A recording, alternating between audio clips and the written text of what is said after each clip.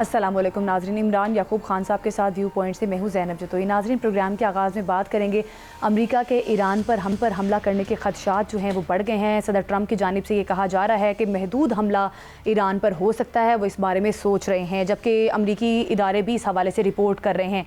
इस सारे मामले पर बात करेंगे कि अगर अमरीका ईरान पर हमला करता है तो मशरक़ वस्ता में क्या सिचुएशन बन सकती है आगे जाके। प्रोग्राम के दूसरे हिस्से में बात करेंगे बांग्लादेश के अंदर एक नया हुकूमती सेटअप और पाकिस्तान बांग्लादेश के ताल्लुकात अब आगे जाके किस तरह से बढ़ेंगे और जनूबी एशिया के अंदर अब क्या बड़ी तब्दीलियां रूनुमा हो सकती हैं। इस मामले को भी डिस्कस करेंगे। प्रोग्राम के आखिरी हिस्से में बात करेंगे हुकूमत बिजली और गैस के टैरिफ निज़ाम में एक बड़ी तब्दीली करने जा रही है, स्लैब सिस्टम को मुतारिफ करवाया जाएगा और इसके बाद बिजली और गैस के बिलों पर क्या असरात मुरतब होंगे, इसको प्रोग्राम के आखिरी हिस्से में डिस्कस करेंगे।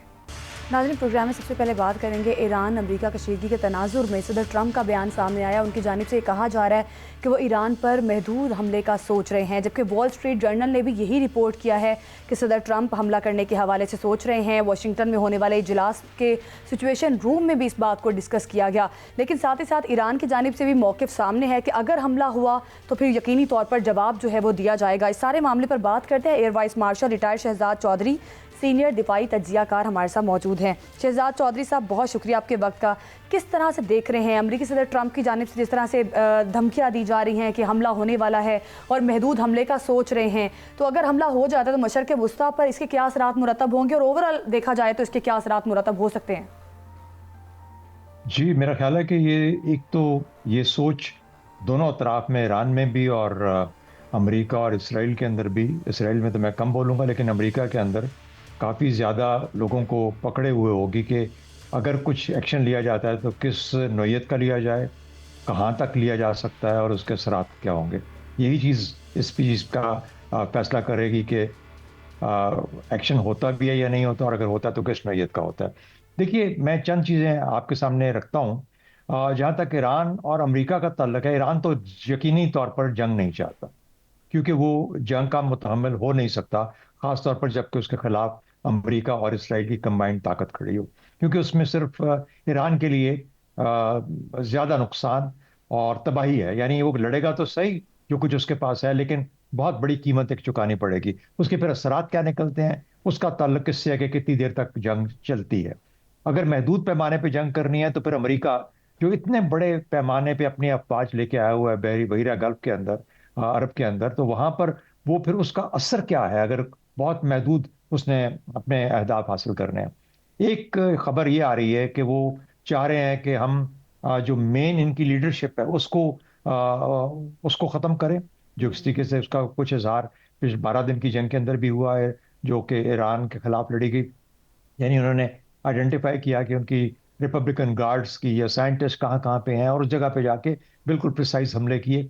अगर इस किस्म का कोई अमल करना चाहते हैं तो क्या उससे फिर एक रिजीम चेंज की तरफ तहरीक दोबारा खड़ी हो जाती है? मेरे ख्याल में ये इसका ये महदूद अहदाफ की शक्ल में मुझे नजर आता है। दूसरा ये है कि फिर अमेरिका और इसराइल तो ये चाहता है कि इस तरीके से मलियामेट कर दिया जाए जिसमें उसने गाजा और हिजबुल्लाह को लिबनान में किया है।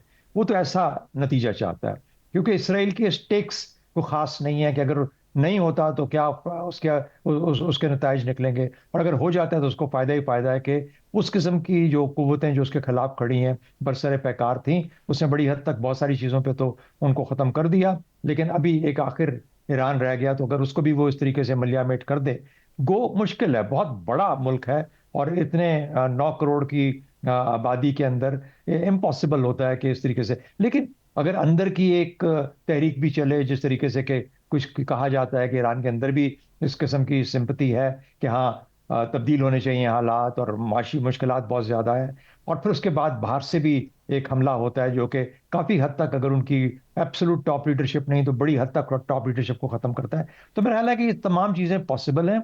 इसके असरात मशरक़ वस्ता और लेकिन ईरान के इर्द गिर्द के जो ममालिक हैं उस पर बहुत ज़्यादा पड़ सकते हैं। चौधरी साहब, दो चीज़ें आपकी गुफ्तगू से ज़रूर मैं आपसे जानना चाहूँगा। पहली बात ये सर कि ये तो ईरान की तरफ से दावा भी किया गया है कि माजी में भी जो हैं उनके सरबरा हामनाई साहब, उनको मारने की कोशिश अमेरिका की तरफ से की गई है, उन पे हमला करने की कोशिश की गई है और मुतअद्दिद बार ये कोशिश की गई है। तो क्या अमेरिका आप समझते हैं कि अब भी इस तरह की कोई मंसूबाबंदी कर सकता है? दूसरा सर, क्या सिर्फ इसराइल की खुशनुदी के लिए अमेरिका ये रिस्क लेगा कि वो ईरान के साथ एक नया महाज खोल दे, जबकि दूसरी तरफ ईरान के साथ चीन और रूस भी मौजूद हों? जी इमरान भाई, बात ऐसी है कि देखें, जहाँ तक तो अमेरिका का ताल्लुक है, यानी मेरी अपनी रीडिंग ये है कि वो रिलक्टेंट पार्टनर है इस जंग के अंदर। वो नहीं जंग चाहता।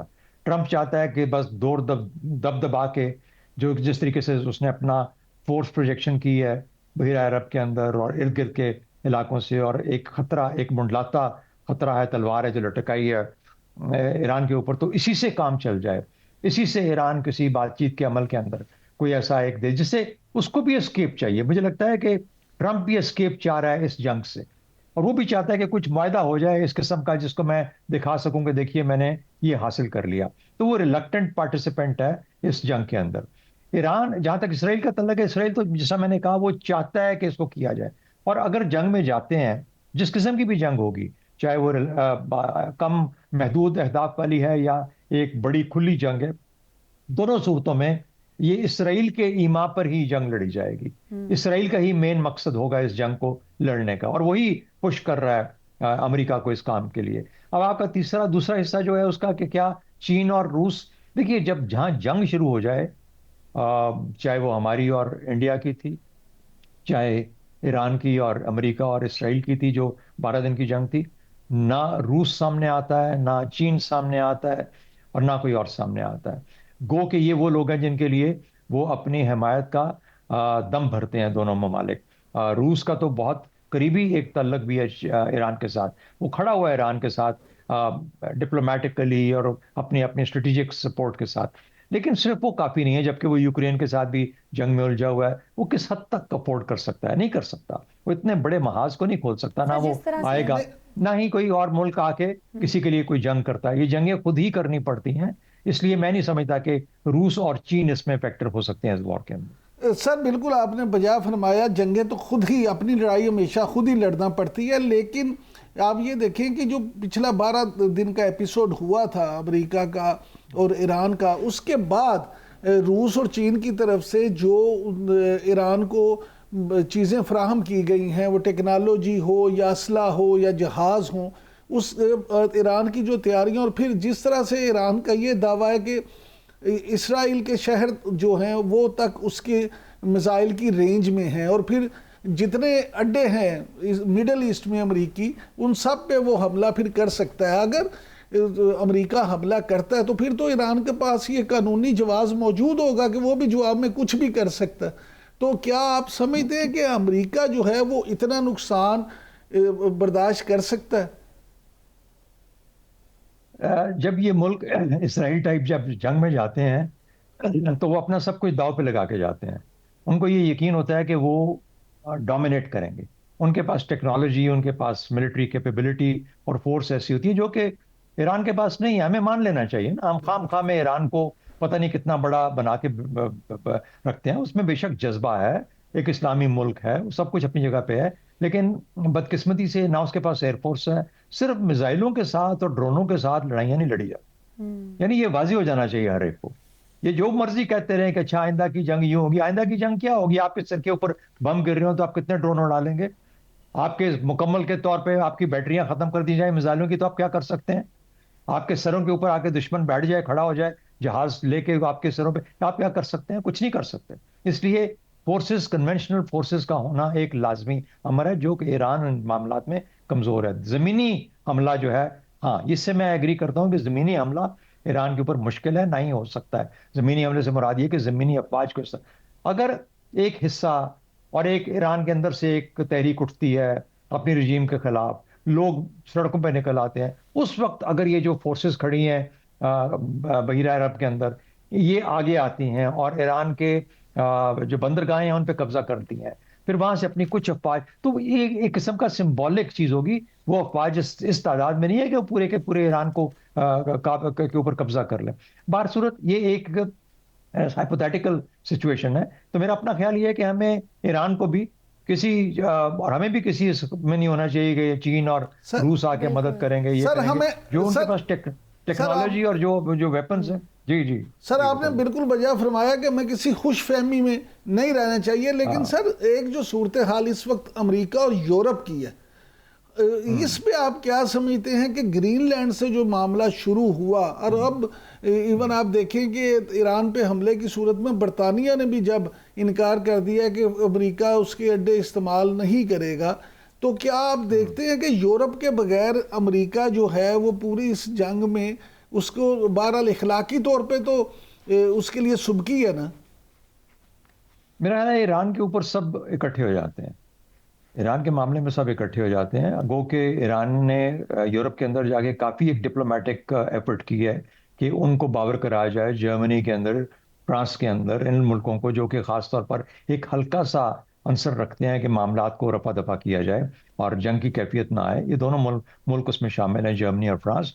लेकिन देखिए, जब अमेरिका फैसला कर लेगा, जैसे मार्को रूबियो की स्पीच आपने सुनी होगी, उसने बड़ी हद तक वो जो मुश्किलात थी उनको पेपर ओवर करने की कोशिश की है। जो इसने रिसेंटली म्यूनिख सिक्योरिटी कॉन्फ्रेंस में मार्को रूबियो ने तकरीर की थी यूरोप के बारे में और अमेरिका के बारे में। तो मेरा ख्याल है कि यूरोप बड़ी हद कभी भी छूट नहीं सकता। और कितना पैसा लगाएंगे अपने वो जो 50 साल का सफर है जो कि उन्होंने मिस किया अपनी मिलिट्री को बिल्ड करने में, आज भी उनकी डिपेंडेंस अमेरिका पे बेइंतहा है। उनको आज भी रूस एक असलहे की शक्ल में नजर आता है और वो समझते हैं कि ये जो मगरबी जो तहजीब है, इसका मशरकी तहजीब के साथ एक मुकाबला है और रहेगा।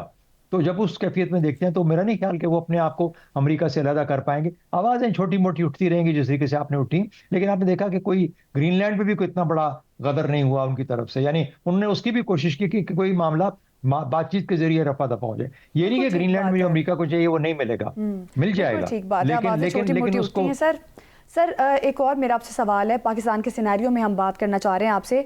पाकिस्तान के मुख्तलिफ ममालिक के साथ दिफाई ताल्लुकात जो हैं वो बड़े बेहतर और मौसर अंदाज में आगे बढ़े हैं। इंडोनेशिया, बांग्लादेश, तुर्किया और लीबिया के साथ ताल्लुकात बड़े अच्छे तरीके से आगे बढ़े हैं। तो सर ये जो पाकिस्तान का सऊदी अरब के साथ दिफाई मुआहिदा हुआ है, आप क्या समझते हैं कि ये दिफाई मुआहिदा मजीद एक्सपैंड कर सकता है, मजीद ममालिक भी इसमें शामिल हो सकते हैं? नहीं, एक खबर थी तुर्की की कि वो शामिल होना चाहते। देखिए, ये एक सऊदी अरब के साथ पाकिस्तान के दरीना तल्लुकात हैं, बरादराना तल्लुकात हैं, बहुत गहरे करीबी तल्लुकात हैं। अब जब उसको बुनियाद बना के अगला एक मरहला है कि अच्छा जी हम अपने दस्तखत भी सख्त करते हैं उस तल्लुक के ऊपर। यानी अफवाज पाकिस्तान का कुछ हिस्सा क्या सऊदी अरब में पहले डिप्लॉयड नहीं रहा, बहुत देर तक रहा। और एक तरह की हमारी एक कमिटमेंट है कि हम सऊदी अरब के लिए और उनकी जो हमारे मुकद्दस मकामात हैं उनके लिए अगर ज़रूरत होगी तो हम जाएंगे और उनका दिफा अपनी अफवाज के साथ करेंगे। ये कमिटमेंट हमेशा से है, हमारी अफवाज भी वहाँ मौजूद रही हैं, हमेशा होती हैं, हर वक्त कुछ ना कुछ हमारे दस्ते मौजूद होते हैं। तो ये तो था, उसको एक हमने सिंबॉलिक उसको फॉर्मलाइज कर दिया दस्तखत करके कि हम एक मुआहदे में चले गए। मुआहदा हमेशा से था, अगर लिखा हुआ नहीं था तो कम से कम अंडरस्टैंडिंग हुआ। मेरा ख्याल लिखा हुआ भी कहीं ना कहीं पे जरूर होगा हमारी फॉरेन ऑफिस के बीच में। लेकिन कहने का मतलब ये है कि इसको फॉर्मलाइज किया गया।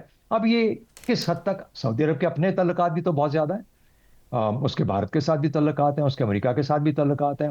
वो अब्राहम अकॉर्ड्स के नीचे उसको अमेरिका ने यह भी कहा है कि आप भी कोशिश करें, और वो 2 स्टेट सोल्यूशन की बुनियाद के ऊपर उसने एक शर्त लगाई हुई है। तो ये तमाम मामला कहते हैं ना, ये वर्क इन प्रोग्रेस है। सऊदी अरब कहाँ रुकेगा जाके हमें नहीं पता। सऊदी अरब के अपने उसकी जाती सॉवरन पॉलिसी है, उसको हम डिक्टेट नहीं कर सकते। लेकिन हमारा जो उनके साथ तल्लक है उसको हमने फॉर्मलाइज जरूर किया। ये कहना कि हम एक ऐसा इत्तेहाद बन जाएंगे जो नेटो की तरह का होगा, नहीं, ये मुझे मुमकिन नजर नहीं आता।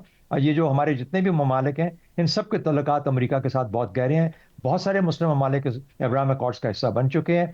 इसलिए वो जो एक पॉसिबिलिटी हम कहते थे कि एक इस्लामी उम्मा के तौर पे एक इत्तेहाद बन के सामने आएगा नेटो की शक्ल का, उसकी चांसेस बहुत कम है। अलबत्ता देखिए, हमारे तल्लुकात सबके साथ बहुत अच्छे हैं, और जितने तल्लुकात अच्छे होते जा रहे हैं खासतौर पर इस्लामी ममालिक के साथ, तो हम जो कुछ हमारे पास है हम एक दूसरे को हेल्प कर सकते हैं।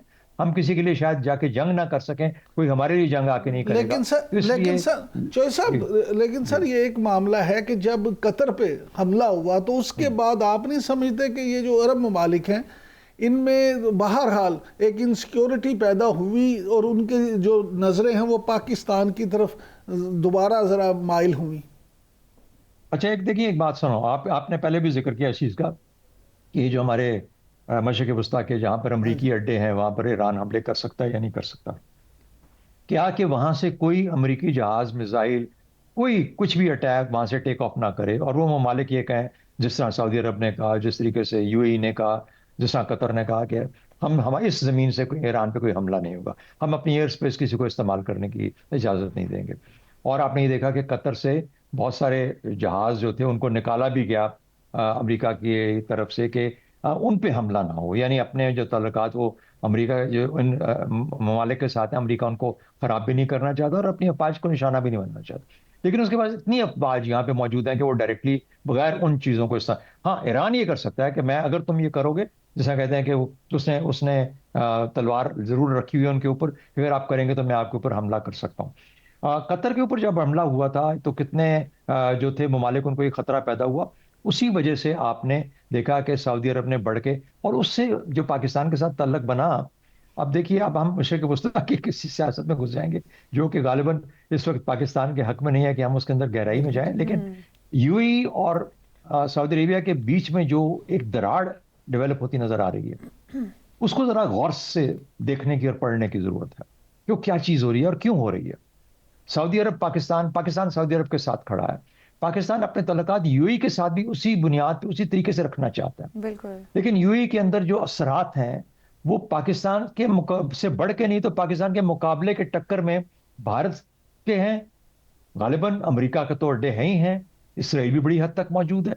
तो अब आप देखिए जो फोर्सेस जिस तरीके से अलाइन हो रही हैं मशरिक़ वस्ता में, आपको क्या शक्ल नजर आती है कि यहाँ पर कोई ममालिक जो है इनका एक या एक बयानिया इस मामले में हो सकता है। मेरा ख्याल है हर हर मुल्क चाहेगा कि उसकी अपनी हद तक उसकी हिफाजत रहे, महफूज रहे, उसके अपने लोग महफूज रहें।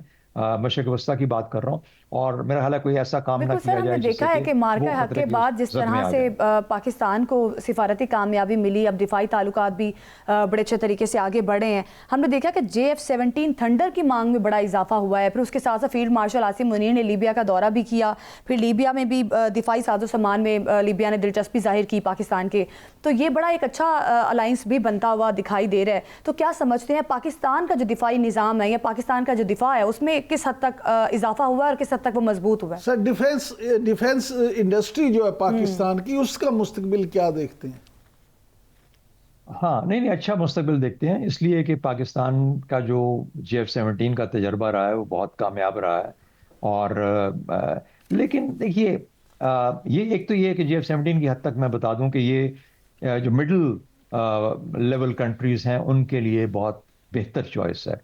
बजाय इसके कि आप 10-10 करोड़ डॉलर का जहाज़ खरीदें या 20 करोड़ डॉलर का जहाज़ खरीदें, आपको एक सस्ती कीमत में एक बहुत अच्छा एक कैपेबिलिटी वाला जहाज़ मिल जाता है। उसके मुकाबले का ना हो, लेकिन कम से कम एक इस लेवल का होता है कि आप अपना दिफा अच्छे तरीके से कर सकते हैं। तो JF-17 इसलिए एक मांग रखता है लोगों के बीच में कि ये एक, जिसे कहते हैं कि लो कॉस्ट इफेक्टिव सोल्यूशन है।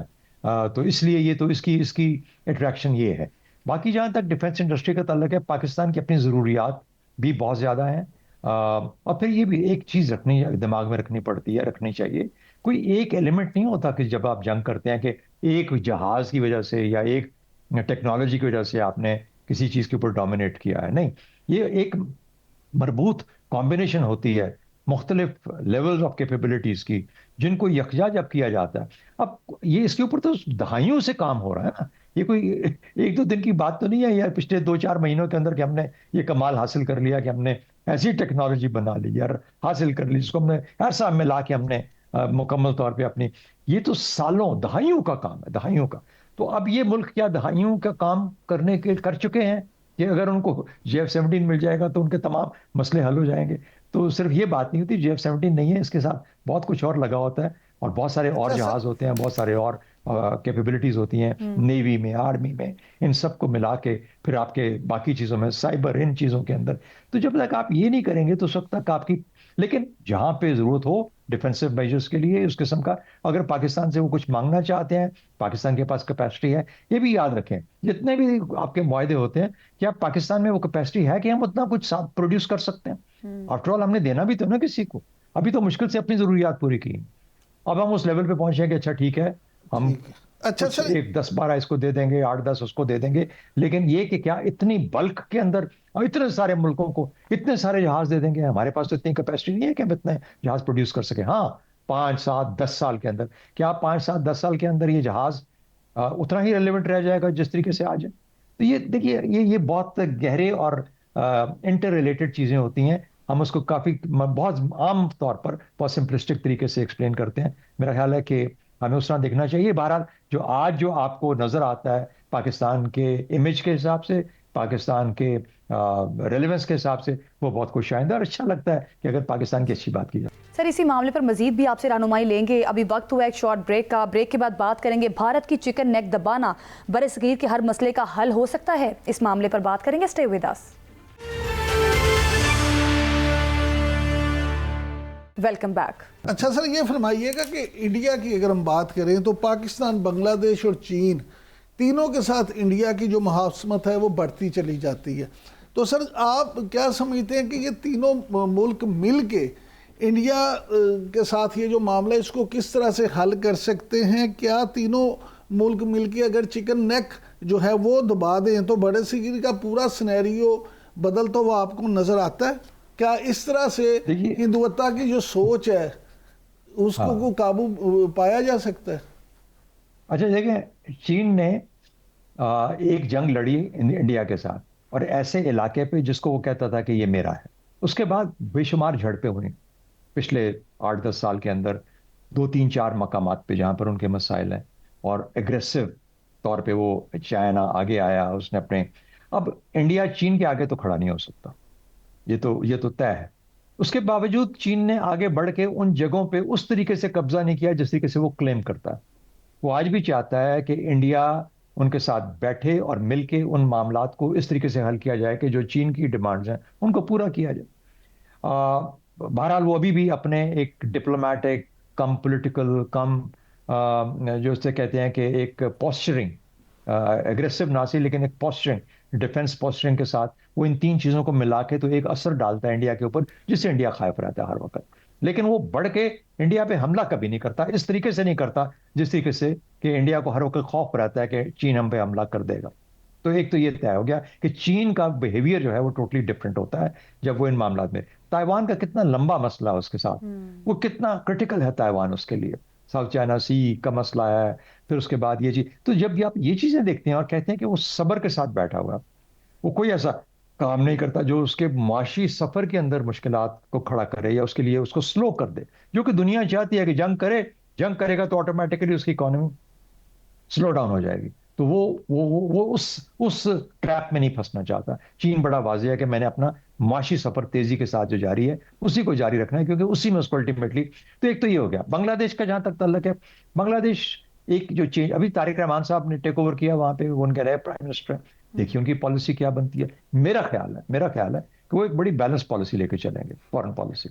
जिस तरीके से आपको इंडिया के साथ ताल्लुकात खराब होते हुए नजर आए इस हसीना वाजिद के दौर में, और उसके बाद उसके फौरन जाने के बाद उसकी वजह बनी, तो मेरा ख्याल है कि उसमें बड़ी हद तक उस मुखासमत में कमी आएगी। ऐसा नहीं होगा कि तारिक रहमान कभी भी अपने एक तरफ, जिस तरीके से आपको कल गालिबन नजर आता था हमें यहाँ बैठे हुए कि बांग्लादेश अब दोबारा से मशरकी पाकिस्तान तकरीबन बन चुका है, ऐसी कोई चीज नहीं होगी, ना हो सकती है। और मेरा ख्याल है कि ज़ाहिर ऐसा लग रहा है कि अगर हम देखें कि जिस तरह से बांग्लादेश के ताल्लुकात भारत के साथ, तो जो नया हुकूमती सेटअप बांग्लादेश में बना है, वो जाहिर है भारत के साथ ताल्लुकात अब उस तरह से नहीं रहेंगे जैसे पहले हुआ करते थे। तो भारत के लिए तो चैलेंजेस हैं, लेकिन अब पाकिस्तान के वफाकी वजीर बराए मनसूबाबंदी की जानिब से बांग्लादेश के जो मुंतखब वजीर आज़म है उनको दावत दी गई है कि वो पाकिस्तान के दौरे पर आएँ।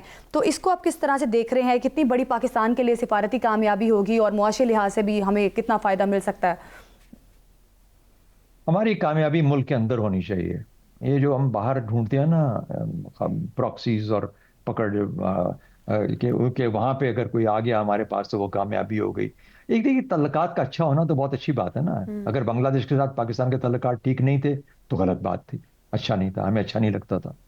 अब बांग्लादेश के साथ तल्लुकात अच्छे होने हुए हैं, और अल्लाह करे कि ऐसे ही रहें, और कम से कम एक अच्छी वर्किंग रिलेशनशिप रहे, वो भी बड़ी अच्छी बात है। पाकिस्तान इंटरनेशनली आप मुख्तलिफ फोरा के ऊपर जब बैठते हैं तो आप एक दूसरे की सपोर्ट कर सकते हैं, हेल्प कर सकते हैं, आप वोट उसके हक में दे सकते हैं, वो आपके हक में बात कर सकते हैं, वगैरह वगैरह। तो ये चीज़ें इस तरीके से मददगार होती हैं। ये नहीं होता कि किसी के आने से पाकिस्तान के हालात बदल जाएंगे। पाकिस्तान के हालात तो अंदर खाने हैं, हमने खुद बदलने हैं ना। तो पाकिस्तान उस वक्त अच्छा होगा जब पाकिस्तान यहाँ पे अंदर अच्छा होगा। तो बांग्लादेश, देखिए, बांग्लादेश के साथ तल्लुकात के अंदर जो तब्दीली है खुशाइंद है, अच्छी बात है। क्या उसकी वजह से पाकिस्तान मुकम्मल तब्दील हो जाएगा? नहीं होगा। क्या भारत गिर जाएगा उसकी वजह से? नहीं गिरेगा। क्या चीन आके मिलके हमारे साथ मिलके और उनके साथ मिलके ऐसा कोई जकड़, जहां हम जकड़ लेंगे भारत को? नहीं होगा। ये ऐसा नहीं होता, ना ऐसा हो सकता है, ना ऐसा होगा। कोई मुल्क अपने मामलात दांव पे नहीं लगाता। हम जितनी हमारी और चीन की ट्रेड है आपस में, जो $20 अरब है, $25 अरब है, उतनी से उससे उससे 5 गुना ज्यादा भारत के साथ वो ट्रेड करता है। तो क्यों अपने मामलात को खराब करेगा चीन जो है? सिमिलरली बांग्लादेश की डिपेंडेंस इंडिया पे बहुत ज्यादा है, बहुत ज्यादा। बिजली वहां पे अडानी उनको देता है। परखा बराज का मामला उन्होंने हसीना वाजिद के साथ अपनी मर्जी के मुताबिक तय करवा लिया। पानी वहां से आता है उनका, मेन दरिया का। तो ये वो चीज़ है। और हमें जब और उनकी फौज छोटी सी है। वो मतलब इमरान याकूब साहब ने कहा ना कि वो जो चिकन नेक है उसको, देखिए बहुत बड़ी अंडरटेकिंग है चिकन नेक की। हम वाखान को नहीं हल कर पाए अभी तक।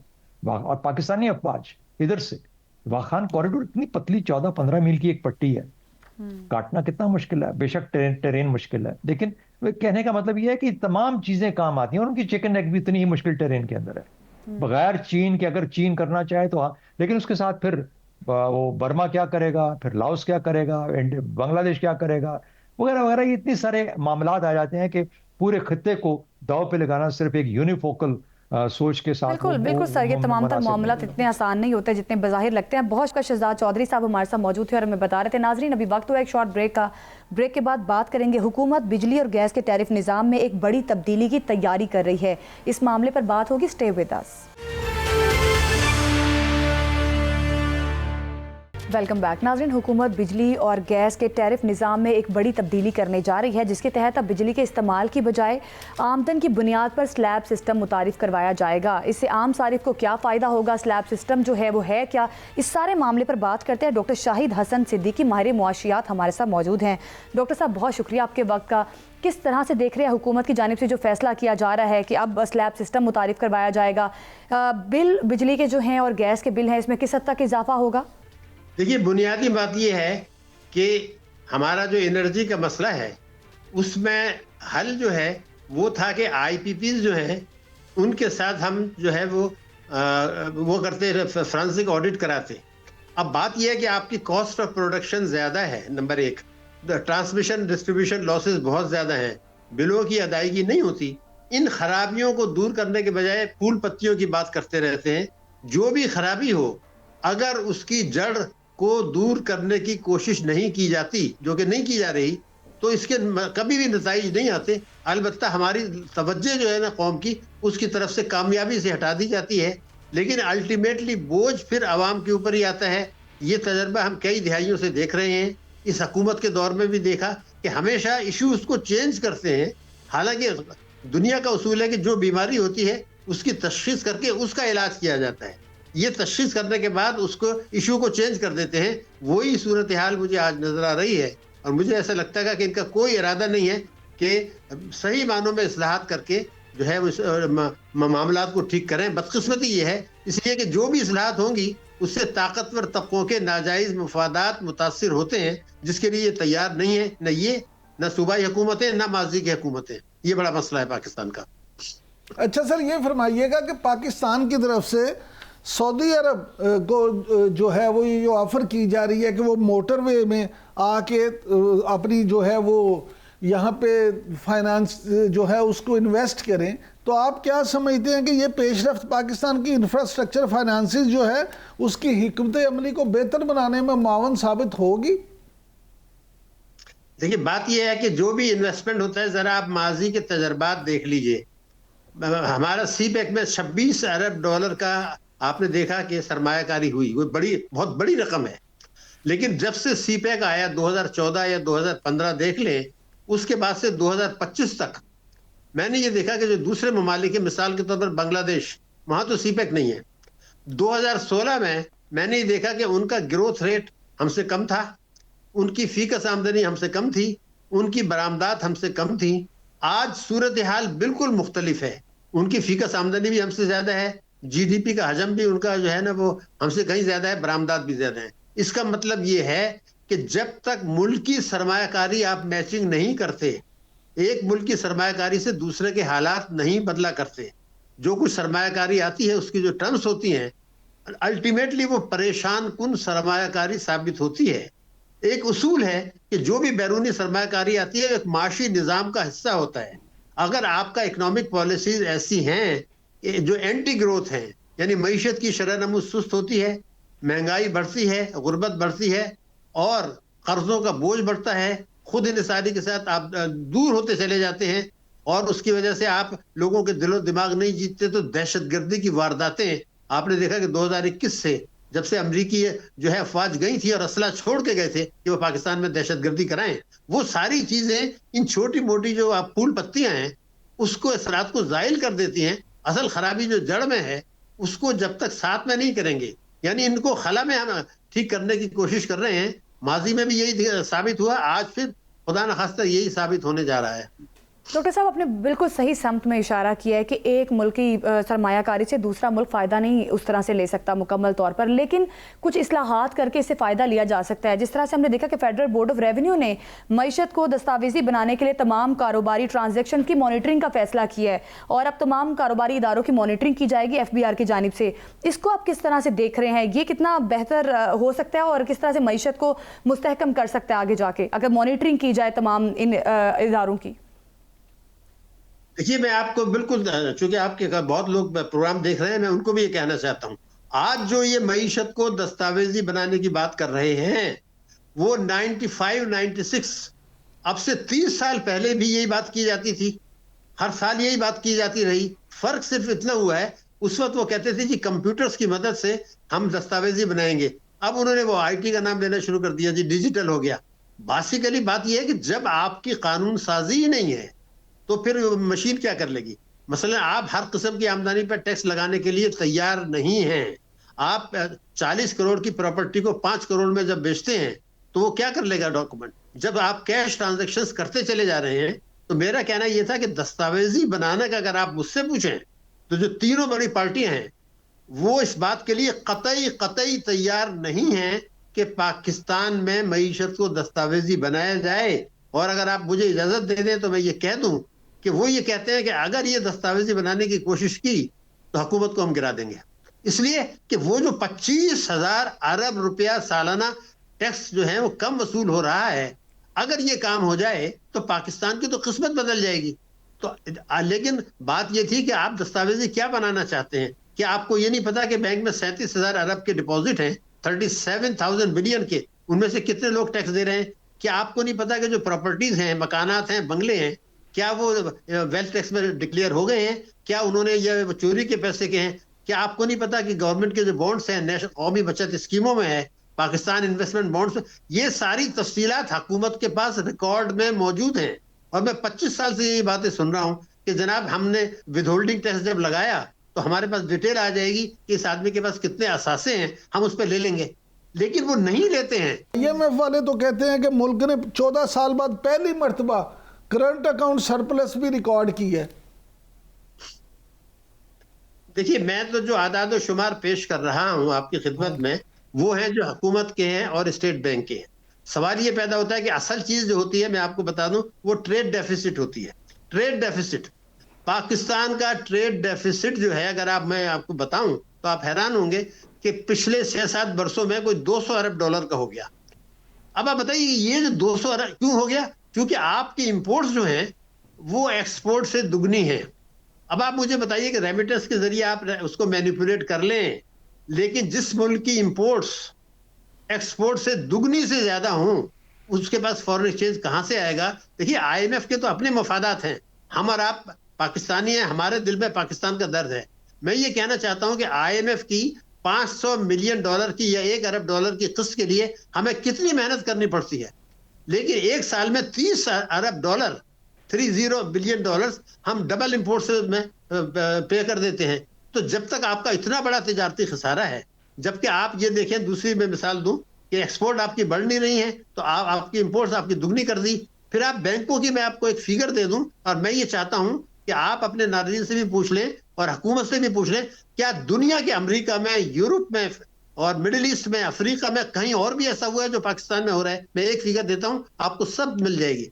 पाकिस्तान के तमाम बैंक्स, जिसमें इस्लामी बैंक भी शामिल है, तमाम बैंक्स, उन्होंने सनत के लिए, तिजारत के लिए, ज़राअत के लिए 25 करोड़ की आबादी के मुल्क में जो है, जो कर्जों में इजाफा हुआ है 7 वर्षों में, वो हुए 7,000 अरब रुपया, 7,000 बिलियन। लेकिन जो उन्होंने हुकूमत में सरमायाकारी कर दी ताकि बजट खसारा पूरा हो, वो है 30,000 अरब रुपया। 30,000 और 7,000। मैं ये कहना चाहता हूं, IMF को तो आप छोड़िए, हमारा मुल्क है, आप हमारी पार्लियामेंट से मैं दरखास्त करता हूं, हुकूमत से करता हूं, सियासी पार्टियों से करता हूं, अदलिया से करता हूं, मीडिया से करता हूं, दुनिया की एक मुल्क बता दें, अमेरिका, अफ्रीका, एशिया, जहां पर के बैंक्स जो हैं, जिनका काम तजारत के लिए, ज़राअत के लिए, माइक्रो फाइनेंस के लिए, बरामदात के लिए कर्जे देना है, वो काम छोड़ के हुकूमत से कहें, जनाब सलाम अलैकुम, आपका बजट खसारा हम आपको दे देते हैं। तो बैंकों के डिपॉजिट इसलिए तो नहीं आते कि आप टैक्सों की चोरी का नुकसान पूरा करें। तो मैंने आपको फिगर दी, 7,000 अरब बिल्कुल सर, बिल्कुल दुरुस्त बात है कि IMF के अपने मुफादात भी हैं और यकीनी तौर पे हुकूमत को आवाम के मुफादात को देखकर फैसले करने चाहिए। बहुत शुक्रिया आपका डॉक्टर शाहिद हसन सिद्दीकी साहब हमारे साथ मौजूद थे। नाज़रीन, इसी के साथ प्रोग्राम से दीजिए हमें इजाज़त, अगले हफ्ते फिर मुलाकात होगी। अल्लाह हाफ़िज़।